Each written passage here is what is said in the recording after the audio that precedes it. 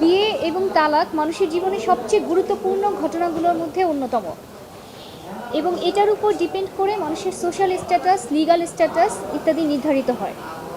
Muslim marriage and divorce registration act 1974 এর মাধ্যমে প্রতিটি বিয়ে এবং তালাক রেজিস্ট্রেশন বাধ্যতামূলক করা হয়েছে এবং অন্যান্য ধর্মের জন্য হিন্দু ম্যারেজ রেজিস্ট্রেশন অ্যাক্ট, খ্রিস্টান marriage registration act, divorce act 1872 এবং স্পেশাল ম্যারেজ রেজিস্ট্রেশন অ্যাক্ট রয়েছে।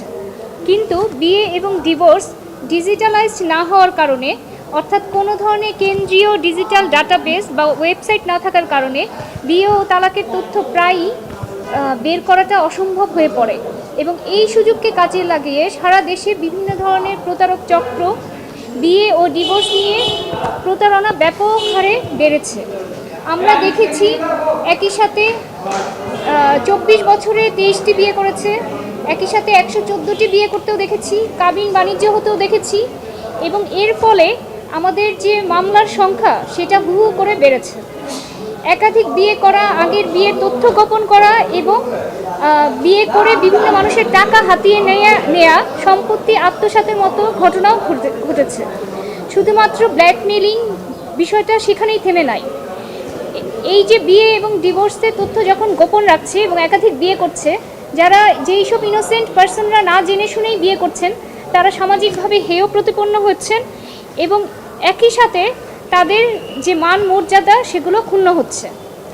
উপরন্তু অনেক সময় দেখা যাচ্ছে যে বাচ্চার বৈধতা নির্ধারণে কোর্টের আদালতের সম্মুখীন হতে হচ্ছে এবং অনেক সময় এই ক্ষেত্রে নারী শিশু নির্যাতন দমন আইনে মামলার সংখ্যা বেড়েছে, যৌতুকের মামলা বেড়েছে, বিভিন্ন ধরনের প্রতারণার মামলা বেড়েছে, এমনকি শিশুর প্যাটার্নিটি টেস্টের মতো স্পর্শকাতর বিষয় নিয়েও এখন আদালতে দৌড়াতে হচ্ছে।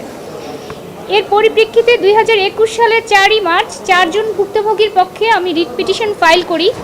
সেই রিটটি শুনানি শেষে হাইকোর্ট রুল জারি করে। আইন মন্ত্রণালয়ের সচিব, তথ্য ও যোগাযোগ মন্ত্রণালয়ের সচিব, ধর্ম মন্ত্রণালয়ের সচিব এবং বিটিআরসির চেয়ারম্যানকে এই রুলের জবাব দিতে বলা হয়। রিটের চূড়ান্ত শুনানি শেষে আজ মাননীয় বিচারপতি ফাহমিদা কাদের এবং মাননীয় বিচারপতি মোহাম্মদ আসিফ হাসানের দ্বৈত বেঞ্চ রায় ঘোষণা করেন। আজকের রায়ের পর্যবেক্ষণে বলা হয়, বর্তমান ব্যবস্থায় বিয়ে ও তালাক কার্যকরভাবে যাচাই করা সম্ভব হচ্ছে না, যা পারিবারিক স্থিতিশীলতাকে ক্ষুণ্ণ করে এবং অনেক ক্ষেত্রে সন্তানের বৈধতা নিয়েও জটিলতা তৈরি হয়। উপরন্তু কোনো অপারেশনাল এবং ফাংশনাল ডিজিটাল ডাটাবেস না থাকার সুযোগে প্রতারণার সুযোগ হয়, যা নাগরিকের সম্মান ও মৌলিক অধিকার সংবিধানে আর্টিকেল 31 এবং 32-তে যে মানুষের আইনের আশ্রয় লাভের অধিকার এবং জীবন ধারণের অধিকার সেগুলোকে ক্ষুণ্ণ করেন। আদালত স্পষ্ট করেন, রাইট টু লাইফ শুধুমাত্র বেঁচে থাকার অধিকার নয়, এটি মানুষের মান সম্মান, মানবিক মর্যাদা রক্ষার অধিকারকেও অন্তর্ভুক্ত করে। রায়ে আরও বলা হয়, নিবন্ধন সংক্রান্ত আইন থাকলেও সংশ্লিষ্ট কর্তৃপক্ষ এখনও কোনো রকম পূর্ণাঙ্গ অপারেশনাল ও কার্যকর ডিজিটাল ব্যবস্থা তৈরি করতে প্রয়োজনীয় পদক্ষেপ নিতে ব্যর্থ হয়েছে।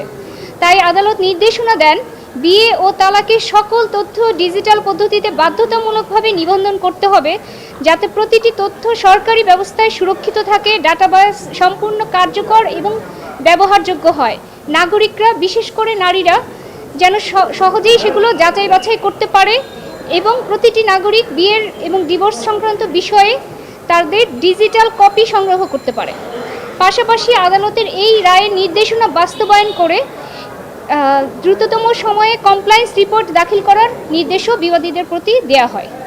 সঠিক মাত্রার কার্বন কম্বিনেশন বৃদ্ধি করে পাইপের ডাক্টিলিটি ও হেভি লোড নেয়ার ক্ষমতা। Falcon MS pipe. আমরা আশা করি এই রায়ের মাধ্যমে পারিবারিক নিরাপত্তা, বাল্যবিবাহ প্রতিরোধ, আইনগত স্বচ্ছতা এবং সবচেয়ে বড় বিষয় বিয়ে ও তালাক সংক্রান্ত প্রতারণা বন্ধে ঐতিহাসিক পদক্ষেপ হিসেবে কাজ করবে এবং ডিজিটাল নিবন্ধন চালু হলে গোপন বিয়ে, একাধিক বিয়ে, লুকানো বিয়ে, পূর্ববর্তী তথ্য গোপন, তালাক প্রমাণের জটিলতা এবং বিশেষ করে শিশুর বৈধতা নিয়ে যে ধরনের প্রশ্ন আসে সেগুলো হ্রাস পাবে এবং নাগরিকদের সামাজিক মর্যাদা রক্ষা পাবে।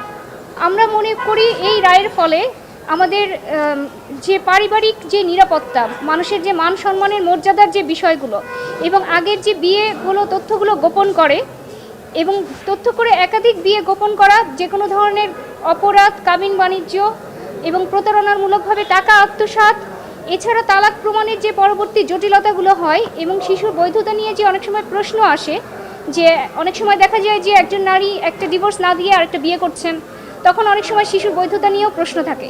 তো এই ধরনের বিষয়গুলো, সেন্সিটিভ ইস্যুগুলো, স্পর্শকাতর বিষয়গুলো নিয়ে আমাদের কোর্টের সম্মুখীন হতে হবে না। বিয়ে এবং ডিভোর্স হতেই পারে, সেটা বৈধভাবে হবে এবং আরেকজনের কাছে ট্রান্সপারেন্ট থাকবে। অর্থাৎ স্বামী স্ত্রী যারা হবেন তারা জানতে পারবেন যে তার স্বামী আগে বিবাহিত ছিলেন কিনা, অথবা বর্তমানে কি অবস্থা, তার আগে কতগুলো বিয়ে হয়েছিল, এবং স্ত্রী কোনো ধরনের আগে তার বিয়ে ছিল কিনা, সেটা ডিভোর্স হয়েছে কিনা বা মারা গিয়েছে কিনা, সেই বিষয়গুলো ডিজিটালি এন্ট্রি থাকলে একজন আরেকজনকে প্রতারণার কোনো সুযোগ থাকবে না, বিয়েগুলো গোপন করার সুযোগ থাকবে না। সবচেয়ে বড় কথা, এই ধরনের প্রতারণা বন্ধ হলে আমাদের সামাজিক সুরক্ষা নিশ্চিত হবে।